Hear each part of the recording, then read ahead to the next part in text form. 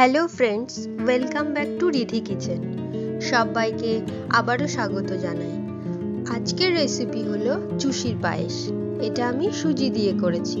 সুজি দিয়ে চুষির পায়েস করার জন্য একটা বিশেষ উপকরণ যদি এর মধ্যে অ্যাড করেন তাহলে কিন্তু এর স্বাদটা দ্বিগুণ বেড়ে যায়। তাহলে চলুন এবার ঝটপট করে দেখে নিই। এখানে আমি 1 বাটি পরিমাণ সুজি নিয়েছি, গ্রাম অনুযায়ী 150 গ্রাম। এই সুজিটা দিয়ে কিন্তু পুরো বাড়ির জন্য আমি চুষির পায়েসটা বানাতে পারবো, মানে 4 থেকে 5 জনের মতো। তো চলুন, এখানে 1 চামচ পরিমাণ আমি ঘি দিয়ে নিলাম। ঘিটা একটু সামান্য গরম হয়ে গেলেই ওর মধ্যে আমি দিয়ে দিচ্ছি সুজিটা দিয়ে আবারও একটু ভালো করে নাড়াচাড়া করে এই সময় গ্যাসের ফ্লেমটাকে একদম লোতে রাখতে হবে। নাড়াচাড়া করে ঘিয়ের সঙ্গে যখন এই সুজিটাকে পুরোপুরি মেশানো হয়ে যাবে তখন আমি এর মধ্যে দিয়ে দেব সামান্য পরিমাণে লবণটা এখানে কিন্তু অবশ্যই অ্যাড করতে হবে, না হলে কিন্তু ভালো হবে না। দেখুন, এখানে আমি সামান্য পরিমাণে লবণটা অ্যাড করে দিচ্ছি, দিয়ে আবারও একটু ভালো করে নাড়াচাড়া করে নেব। ভালো করে নাড়াচাড়া করার পর আগে থেকে দুধ ফুটিয়ে ঠান্ডা করে রাখা দুধকে আমি অল্প অল্প করে এর মধ্যে দেব আর খুব ভালো করে নাড়তে থাকবো। এই কাজটা আমাদের ততক্ষণ করতে হবে যতক্ষণ পর্যন্ত আমাদের এই সুজিটা সেদ্ধ না হয়ে যাবে। তো এভাবেই আমি গ্যাসের ফ্লেমটাকে লোতে রেখে বারবার অল্প অল্প করে এভাবে দুধ দিতে থাকবো আর এভাবে নাড়তে থাকবো। নাড়তে নাড়তে একটা সময় দেখবো এটা পুরোপুরি সেদ্ধ হয়ে গেছে আর একটা ডোয়ের মতো হয়ে আসছে। ঠিক যখন আমাদের দেখুন আমার আস্তে আস্তে কিন্তু একটা শক্ত, মানে যেমন করে আমরা আটা বা ময়দা মাখি ঠিক সেরকম একটা ডোয়ের কিন্তু চলে আসবে। ঠিক সেই পর্যন্ত কিন্তু আমাদের এটা করে যেতে হবে। এরকম করে করার পর তারপর আমরা একটুখানি চেক করে নিলাম, চেক করে যে সেদ্ধ হয়েছে কিনা সুজিটা। তারপরে এবার আমাদের সেদ্ধ হয়ে গেছে। এবার আমরা এটাকে আবারও একটু ভালো করে নাড়াচাড়া করে একটুখানি শুকিয়ে নিচ্ছি। ভালো করে একটু টানিয়ে নেওয়ার পর এটা কিন্তু একটা ডোয়ের মতো চলে আসবে অটোমেটিক। দেখুন কড়াইয়ের গা ছেড়ে দিয়েছে। তো এরকম অবস্থাতে আমরা এটাকে এবার একটা প্লেটের মধ্যে নামিয়ে নেব আর গ্যাসের ফ্লেমটা এই সময় বন্ধ করে দেব। তো এবার আমি এটাকে নামিয়ে নিচ্ছি একটা প্লেটের ওপর নামিয়ে নেওয়ার পর এটাকে আমরা একটু ঠান্ডা হতে দেব, কারণ সুজি খুব গরম থাকে আর এর মধ্যে হাত দিলে হাতটা পুড়ে যেতে পারে। তো তাই জন্য আমি এখানে একটু পাতিয়ে দিচ্ছি। দেওয়ার পর একটু ঠান্ডা হওয়া পর্যন্ত একটু অপেক্ষা করব। একটু ঠান্ডা হয়ে গেলেই আমি হাত দিয়ে খুব ভালো করে সুজিটাকে একবার মেখে নেব। এভাবে খুব ভালো করে মেখে নিতে হবে। আর এই কাজটা এবার করতে হবে, যেহেতু আমাদের দেখুন এই প্লেটের গায়ে একটু লেগে যাচ্ছে, তো এটার জন্য আমি উপর থেকে 1 চামচ পরিমাণ ঘি এর মধ্যে দিয়ে দিচ্ছি। এই ঘিটা এখানে দিলে পিঠের স্বাদটা কিন্তু দ্বিগুণ হবে আর এই হাতে বা প্লেটের গায়ে যে চিটচিট ভাবে লেগে যাচ্ছে এটা কিন্তু আর লেগে যাবে না। তো আবারও একটু ভালো করে আমি মেখে নিচ্ছি।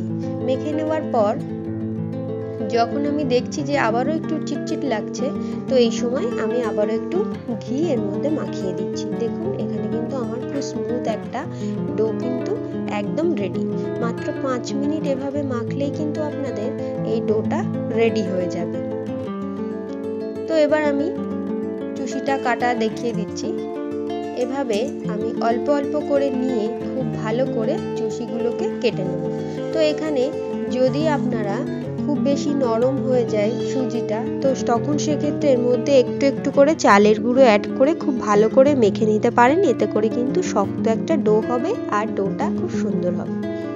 তো এভাবে অল্প অল্প করে নিয়ে একটা রুটি বেলা চাকির ওপর নিয়ে এভাবে অল্প অল্প করে কিন্তু আমরা এভাবে করে চুষিগুলোকে কেটে নেব। তো আমি সব চুষিগুলো এভাবে কেটে নিয়ে তারপরে আবার ফিরে আসছি। আর যারা এখনো আমার চ্যানেলকে সাবস্ক্রাইব করেননি, প্লিজ আমার চ্যানেলটা একটু সাবস্ক্রাইব করে আমার সঙ্গে থাকুন। আর আমার এই চ্যানেলে বিভিন্ন রকমের পিঠের রেসিপি খুব সহজভাবে দেওয়া আছে, অবশ্যই দেখার জন্য অনুরোধ রাখলাম। তো আবারও আমি এভাবে হাত দিয়ে চুষিগুলোকে পুরোপুরি কেটে খুব সুন্দর করে রেডি করে নিচ্ছি আর তারপর ফিরে আসছি। এখানে আমি পুরো চুষিগুলোকে কেটে রেডি করে নিলাম। মাত্র 10 থেকে 15 মিনিট সময় লাগবে। তো এবার আমি কড়াইতে 500 মিলি দুধ, এর মধ্যে লিকুইড দুধ দিয়ে দিচ্ছি। দেওয়ার পর খুব ভালো করে একটু নাড়িয়ে চাড়িয়ে এটাকে একটু ফুটিয়ে ঘন করে নেব। আর এর মধ্যে আমি একটা এলাচ একটু ফাটিয়ে দিয়েছি আর একটা তেজপাতা একটু ছিঁড়ে এর মধ্যে দিয়ে দিলাম। দেওয়ার পর খুব ভালো করে আবার একটু নাড়িয়ে চাড়িয়ে নিচ্ছি। অনেকের চালের গুঁড়ো দিয়ে তৈরি পিঠে শক্ত মনে হলে তারা কিন্তু এই সুজি দিয়ে চুষিটা ট্রাই করতে পারেন। এর স্বাদ হবে অসাধারণ এবং নরম হবে। আর অনেকের মনে হয় যে গুড় দিয়ে যদি বা পাটালি দিয়ে যদি পিঠের বা পায়েস করা হয় তাহলে দুধটা কেটে যেতে পারে। তো এখানে কিন্তু আমি পাটালি ব্যবহার করেই পিঠেটা বানাবো। দেখুন আমার কিন্তু কোনোভাবেই অসুবিধা হবে না। আর গুড়টা যদি ভালো হয় তাহলে কিন্তু দুধটা কোনোভাবেই কাটে না। তো এর মধ্যে আবারও একটু লবণ দিয়ে দিলাম, কারণ লবণটা মিষ্টি জিনিসে দিলে ভালো হয়। আর এবার দিয়ে দিচ্ছি আমি খেজুরের পাটালি। দেখুন এই পাটালি এর মধ্যে দিয়ে আমি খুব ভালো করে আবারও জাল করে নেব, কিন্তু দুধ কোনোভাবেই কাটবে না। তো এভাবে ভালো করে একটু দুধটাকে ফুটিয়ে জাল করে নেওয়ার পর যদি আপনারা এই গুড়টার মধ্যে দেন তাহলে কিন্তু কোনোভাবেই দুধটা কেটে যাওয়ার সম্ভাবনা থাকে না। তো এবার আমি খুব ভালো করে নাড়িয়ে চাড়িয়ে আবারও দুধটাকে ফুটিয়ে নিচ্ছি। নেওয়ার পর এর মধ্যে 2 চামচ পরিমাণ চিনি এখানে দিয়ে দিচ্ছি, কারণ গুড়ে খুব বেশি মিষ্টি হয় না। তো সেক্ষেত্রে সামান্য পরিমাণে একটু চিনি অ্যাড করলে খেতে ভালো হয়। তো আপনারা যদি চান চিনি নাও অ্যাড করতে পারেন, শুধু পাটালি দিয়েই করতে পারেন। তো আবারও খুব ভালো করে নাড়াচাড়া করে নিচ্ছি। দেখুন এখানে খুব ভালো করে ফুটে উঠেছে। এবার আমার সুজি দিয়ে বানিয়ে রাখা চুষিগুলোকে এর মধ্যে আমি এবার দিয়ে দিচ্ছি। এই সময় গ্যাসের ফ্লেমটাকে হাইতে দেবেন। হাইতে দিয়ে খুব ভালো করে নাড়াচাড়া করে কিন্তু আমরা এটাকে ফুটিয়ে নেব, কারণ এই সময় লোতে দেওয়ার কোনো দরকার নেই। আমরা সুজিকে আগে থেকেই খুব ভালো করে সেদ্ধ করে নিয়েছি। তো এবার এটাকে ভালো করে নাড়িয়ে চাড়িয়ে গ্যাসের ফ্লেমটাকে হাই করে খুব সুন্দরভাবে ফুটিয়ে নিচ্ছি। এখানে আমার দেখুন ফুটতে শুরু করেছে, আর এই সময় কিন্তু একটু নাড়াতে থাকতে হবে। আর এখানে অবশ্যই একটা স্প্যাচুলা বা খুন্তির সাহায্যে এটাকে কিন্তু নাড়াতে হবে, না হলে এটা কেটে যেতে পারে। তো দেখুন এখানে কিন্তু আমাদের একেবারে রেডি হয়ে গেছে এই সুন্দর চুষির পায়েস। শীতের সন্ধ্যায় এরকম একটা রেসিপি রাখতেই পারেন, খুব ভালো হবে খেতে। তো এতক্ষণ সঙ্গে থাকার জন্য অসংখ্য ধন্যবাদ। দেখা হবে পরের ভিডিওতে।